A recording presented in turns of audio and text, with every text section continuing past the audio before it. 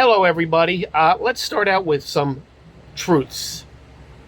First truth is that I am an overly sensitive person. Things that don't bother other people upset me. 99 things can go right, and that one thing that goes wrong is what will set me off. And I take things personally sometimes.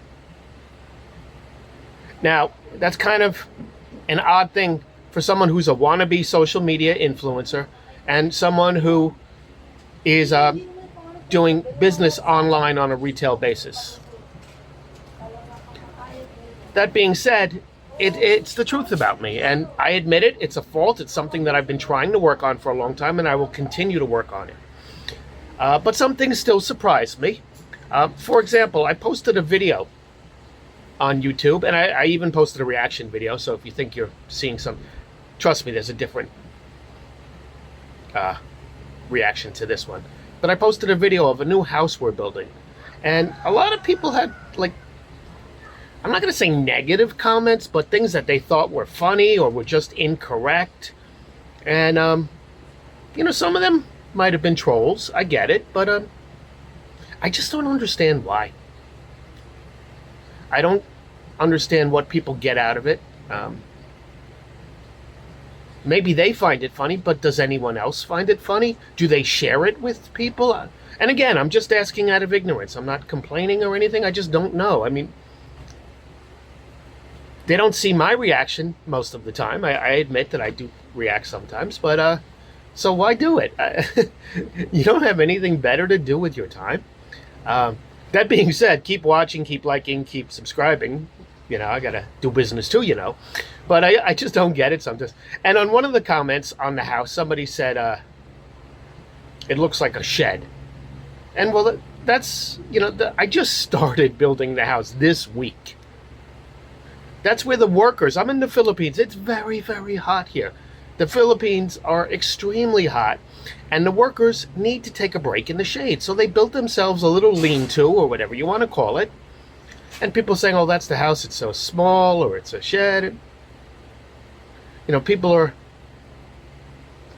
guessing on how much it cost, and I just don't get it. I thought this was an innocuous video. Oh, it's a good thing. It's my new house. I really didn't expect people to troll it, to make snide comments. I just, there are so many things, my workouts, my exercises, you can critique my form, you can call me fat. I really thought in my mind and in my heart that posting a video of a new house I'm building would not garner any negative comments, but I was wrong. And I made an angry reaction to it. You can check out my video entitled, What's Wrong With You People? And somebody commented, don't take it personally. And I've heard it for years, but for coming from a stranger like that, it kind of hit home. At least for now. I mean, I know I'm moody, and 2 weeks later it might bother me again, but right now, I get it. And instead of getting upset, I should feel sorry for people who this is the most constructive part of their day. Just making an insult that nobody else really sees. I mean, I hope you get a good laugh.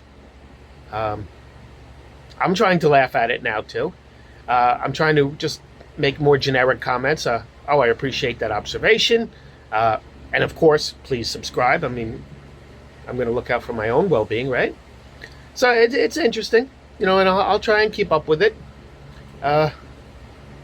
It's just different for me. It's unusual. So, and it goes with the territory. I get it. I got to develop a thick skin, but I mean, I'm 57 years old. I mean, sometimes you can't teach an old dog new tricks, right? Well, I'm trying. Well, thanks for watching. Thanks for listening. Please subscribe if you haven't done so. Yes, I'm in the Philippines, for all of you people who seem to be focused on that. That's all. Hey everyone, it's Steve from Middle Kingdom Fitness. I have a big wrestling event coming up next week. I'm coming off of an injury from a couple weeks ago. So this week I'm taking it easy with my workouts. I'm still being consistent. I'm still training every day, just not as heavy. But that's okay because I'm making it up with technique. I've improved my breathing techniques. I've improved my pacing and tempo. So I'm using resistance bands here. I'm just going to show you one set of each exercise edited together. And I'm going to do shoulders and traps today. I forgive the, please, I ask you to forgive the bad camera angles, but it's really tight up in here. So I'm just going to start with a shoulder press. And I'm going to do like 4 sets of 15 reps.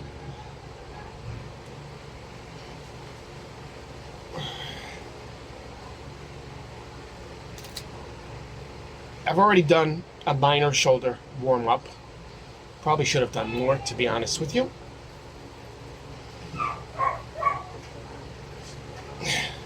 I'll do a couple more sets of this and then I'll move on to another exercise. Like I said, I'm not going to waste your time showing you the same sets over and over again. Now for the next exercise, I'm going to do front raises. I normally don't do them if I've already done shoulder presses because they also hit the anterior deltoids, just like the overhead presses. So when I'm doing heavier weights, it's really not that important to, in fact, it's redundant, it's overkill. But when I'm doing lighter bands, it's definitely worth doing. Now what I'm going to do is step on the band with just one foot because bands don't seem to last very long for me with shoulder exercises. They always snap on shoulder exercises only. There's a slight bend in my arm. And I'm doing them unilaterally, obviously, one arm at a time. But you could do them 2 arms. I don't go above my shoulder height. Again, slight bend in the elbow to prevent hyperextension. I like to switch up between unilateral and bilateral. As long as the numbers are even at the end, I'm okay with that.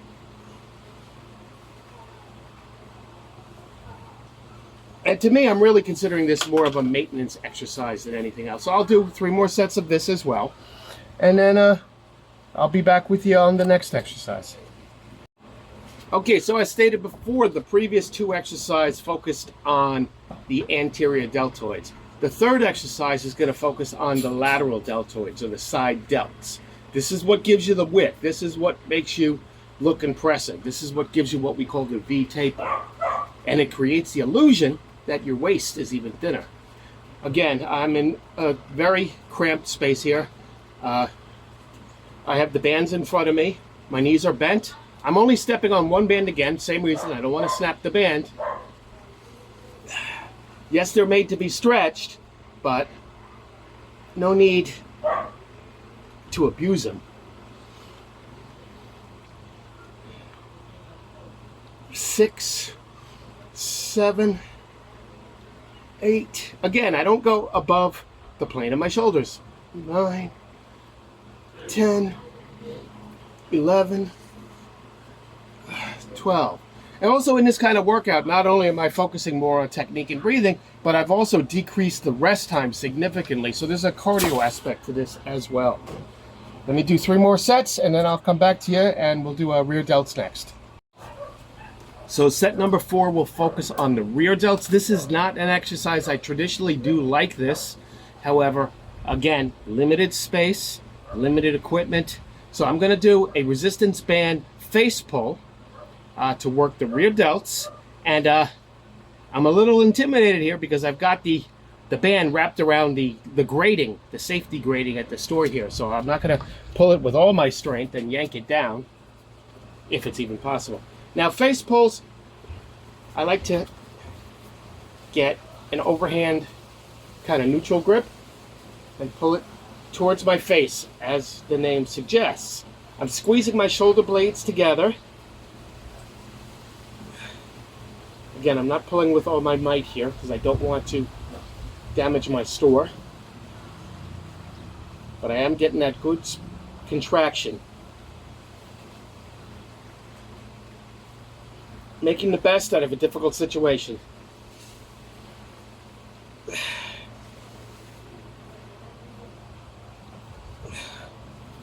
A lot of times my clients will ask me, How should I hold it? What grip should I use when I'm doing the face pull? And my answer is the same as it is with every other exercise. Which way do you feel the muscle being engaged the most? That's the right way for you. So if this isn't working, then do a pronated grip. Do a supinated grip. Wherever you feel it in the muscle you're trying to target, let me get some water here, it's very hot, is what you want to do. Okay, let's do a little trap. Some people do it with their back. I prefer to do it with my shoulders. As long as you're doing it consistently, you're good. When it comes to training traps, I usually only do 2 exercises. Sometimes I'll choose one, sometimes I'll choose the other, sometimes I'll do them both. In this situation today, I'm going to choose upright rows with the bands. I just don't have enough bands to really feel a good resistance in the shrugs, which is, I normally do shrugs first and then the upright rows second. But, like I said, sometimes I'll do more of one and skip the other. So we'll do the upright rows again. I'm stepping on it with just 1 foot. Don't want to rip my bands. Notice I'm only going chest height here. You'll see people who bring it all the way up here, and that's asking for a neck impingement. Also, my hands are slightly wider. You'll see some people who will do it with their hands very close together. And that's also asking for an injury. My granddaughter is behind me. So I'll just finish this setup.